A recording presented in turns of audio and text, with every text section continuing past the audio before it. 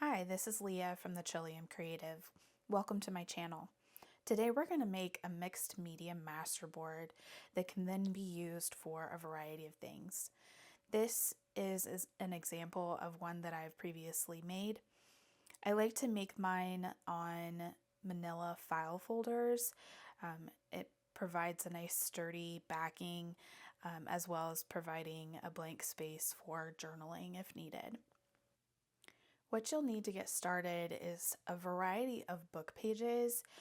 This is actually a bundle of vintage book page that I offer in my Etsy shop, so you can go check that out if you want. But really, I'm just looking for a variety of colors, textures, different style font, different size of font, some music paper, regular book page. There's a whole variety here in this bundle. And then you'll want to also have a manila file folder or some sort of sturdy paper or cardstock to back your masterboard on. I'm going to be using the Ranger Tim Holtz Distress Collage Medium and Matte for this with a soft paintbrush. But you can use whatever your preferred product is, whether it's Mod Podge or Matte Medium. The next step here in the process is just tearing the book page into smaller pieces that I can collage with. I like to do mine in square rectangle shaped pieces, but it's really up to you how you want to do it. I find that this gives a smoother look for the background.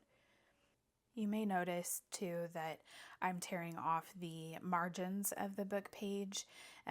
They won't go to waste. I'll use them later for stamping letters and numbers and such. But for this project, I really just want the text part of the page. I like to have a little bit of a stack of pieces to play with before I start adhering them to the file folder. Because I don't really want to be tearing pages while I'm trying to adhere them to the background. Here I notice that this page has some lovely illustrations on it, so I set that aside because I don't want to waste that for this background project. So here I'm taking my lid off the collage medium and just getting my paintbrush ready, and I'm going to apply this directly to the folder. Now this collage medium dries pretty quickly, so I'm only going to apply in a small section where I think I want to place a piece of paper. And then I'm going to try to alternate between the different types of paper, different colors, so that I get a variety of colors and textures across the page. It's important to try to apply this evenly, otherwise you can tend to get bubbles underneath the paper. And here I didn't apply a large enough space for this piece of paper, so I'm just adding some more under the corners. For a collage like this, I prefer for the pages to go all different directions. So I'll put them on sideways, upside down, right side up, like you name it.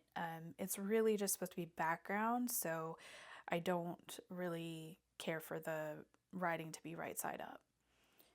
So here I have attached all of my pieces of paper, and then I'm just going to go back over the top of it with some more collage medium to kind of seal in that paper so that when we are applying some of the other mediums after this, they won't necessarily soak into the paper as much.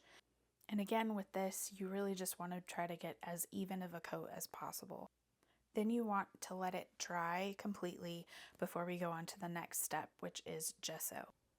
I'm just using a regular white gesso from Liquitex that you can easily get at Hobby Lobby.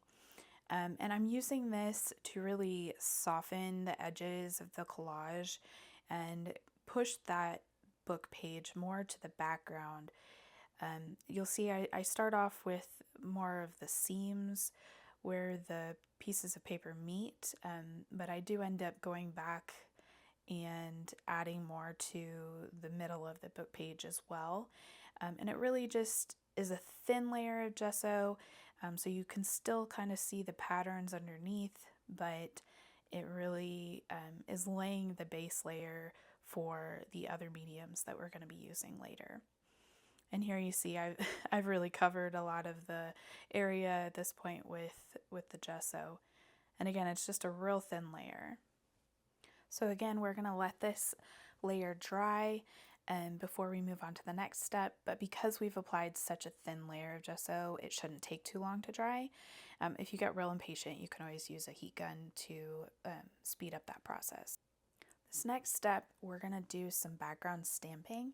I've got a couple stamps here from Tim Holtz, and I am using the Archival Ink because it is waterproof, and we're going to be adding some water-based mediums in a later step. So I have this kind of splatter stamp that I'm going to start with.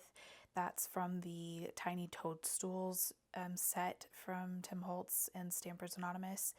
And then I'm just going to kind of randomly place this. You'll notice I ink the stamp once and then stamp it on the paper twice. So that will give us a first generation stamp that's a little bit darker and then also some lighter stamping. The goal with this stamping is to just add more texture to the background. Here I show I've also added some script to that. For this next step, you're going to want some sort of texture paste. In this case, I'm going to be using the translucent Crackle paste from Ranger and Tim Holtz, and then I'm using a palette knife to apply that in different areas. I tend to kind of focus on the areas where there's some sort of joint where the different papers meet each other, but you can apply this however you feel looks good. You can use, Crackle paint, which is more of a solid color, or you can even use texture paste, and I've done that, and that looks really cool. So I'm really just trying to add a little bit more dimension to the masterboard at this point. Because I am using Crackle paste in this instance, I'm going to let this air dry. If you use a heat gun, it doesn't always actually crackle, so I just left this for a couple hours before I came back to it. And here you can see it's not very visible because I used a translucent paste. This next step is going to be to add some color. I'm using some Distress Oxide in Ground Espresso and Forest Moss, and then I have my spray bottle with just water here, and a piece of packaging, and of course a paper towel. So I'm going to use what's called the smushing technique, very technical term, but I basically just smush the ink pad onto the packaging and then spritz it with water, and then I dab it onto my masterboard. I like to try different ways of applying it onto the masterboard. I find that dabbing tends to get a more concentrated color, but sometimes it adds a little bit too much liquid in one area. So here I'm just going back and applying some more. You just keep doing this until you get the color and amount of ink on the masterboard that you want. You can go back and add more water, do some drips like I'm doing here. Just play around with it until you get the effect that you like. Because I'm using two colors, I am going to wipe off the packaging with a paper towel to kind of clear the palette for the next color. And then I'm also going to use my heat gun to dry this as much as possible before I add another color, because I don't want those colors mixing completely. Now, because I used Oxide ink, you'll notice that the color dried lighter than what was initially showing on there when it was wet. So here I'm just going to add the Forest Moss color. Now, it probably will mix some in certain areas, but I'm okay with that. So I'm just using the same technique here with this color, trying to add it to some of the other spaces that the brown or Ground Espresso may not fully be covering. You can also use other mediums to add color to your masterboard, such as watercolor paints, alcohol inks, different things like that. I just really like to use the Oxide ink ink pads from Tim Holtz. I really like the colors that they come in. For this masterboard, I was really going for a grungy nature kind of theme, so these colors fit perfectly. Obviously, you can use whatever colors you want, and you can even use more than 2 colors as long as they coordinate well with each other. You don't want your colors to get too muddy, so you'll want to pay attention to your color wheel and how those colors are going to blend, because you will get some blending. Once you're happy with the way that your colors are laid out on your masterboard, then you want to dry this layer completely before you move on to the next step. I think I left mine overnight. So this next step is going to be some additional stamping. This is going to be more in the forefront. So I like to use some basic shapes and textures. Again, I am using that Archival Ink, just because it is waterproof and permanent. So here I have some stamps that are just kind of like brush strokes in different shapes. And then I have a couple numbers and another stamp from a Tim Holtz set. So I'm just going to kind of place these around. Now you have to remember too, we've already added texture paste to this. So if you stamp over that, it's not going to stamp very clearly. I'm just placing these different stamps kind of semi-randomly across the board. I just kind of want to spread them out. Of course, we're going to end up cutting this masterboard, so the designs are not going to be all exactly the same. For this next step, you're going to want some white acrylic paint. This is just some basic craft acrylic paint, and I've put it in a tray here, and then I'm going to add some water to kind of water it down, make it a little bit more fluid, and then I'm going to use the fan paintbrush to add some white splatters to the masterboard. And this, I like doing this because it just adds a bit more contrast to the colors that we already have there and a little bit more interest. That first splatter, I had a bit too much paint on my paintbrush, so the splatters were a bit too big, so I just went in and dabbed the excess off with a paper towel, and then went back and took some of that extra paint off my paintbrush so that I would get some smaller splatters. And this is what it looks like at this point. We're basically done decorating it. And we're going to flip it over, and then we're going to cut it up. And I like to use a craft knife and a ruler for this. And I love the big reveal by doing it face down. When I had done the collage step on this masterboard, I overlapped some of the book page over the edge of the folder. So this first step, I'm just trimming off those little pieces so that I have a straight edge to start with. If you have a large paper trimmer that can go through thick material, then you can always use that instead of the craft knife. I don't have something like that, so I find that the craft knife is the best option for me. You just want to be careful as you're going through. Obviously, you don't necessarily have to press real hard, but you are going through multiple layers of material, so it may take a few tries before you get through all of it. I'm just using my craft mat that has the measurements on it to try and keep things as square as possible, and then also using that to measure out the width of the strips that I want to cut. My plan is to use some of this for tags and some for journal cards. So I do like to do a variety of sizes, but I want them to be somewhat uniform. And here I'm cutting a couple smaller ones.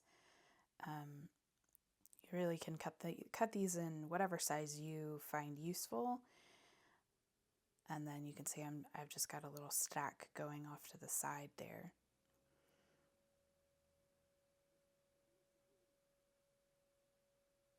Now always close your craft blade when you're done. And here we go, the big surprise. I feel like each one looks so different. I'm just sorting them into piles for what I think they're going to be used for based off the size and shape. So some of these, probably most of these, are going to be tags. And we will go through how I make them into tags. So here I have an old, I think it's a Gap gift card that I don't use anymore, or that was empty. And I've cut the corners off for a template to cut tags. I also have here the Crocodile Corner Chomper. So depending on the size of the tag, like the width of the tag, I will use one or the other to cut the corners, the top corners off. And here I've also cut that example masterboard that I showed at the beginning. So there's a couple different colors. So now that I've prepared my tags, I'm going to go ahead and ink around them with, I believe that was Scorched Timber. And this is just the regular Distress ink, not the Oxide. And the reason I went for that was because it's a darker color, a little bit more grungy. So now I'm going to be adding some eyelets to the top of each of the tags. And I like doing that because I just think it looks nice and finished. And I kind of want these all to be somewhat uniform.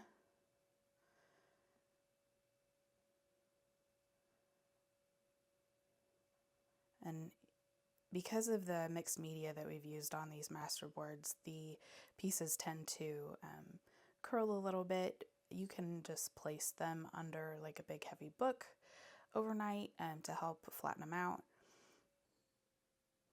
So this next step, I'm just selecting different color twine to put in the top of the tag. So I choose that lighter color to go with the original masterboard that I showed at the beginning of the video. And I'm just going to do a simple loop through. I decided to go through the back, but I'm just going to do a simple loop through and leave it as that. You can use a variety of things for the tag topper. You can use sari silk or ribbon. There's lots of different things you can use for that. I just went with this because it seemed to go with the theme or style of the cards. This is the last step to finish off these tags and this project. If you enjoyed today's video, please give it a thumbs up. If you would like to see more mixed media, please comment down below. And if you're not subscribed, please go ahead and hit that subscribe button. I hope you have a great day, and I'll see you in the next video.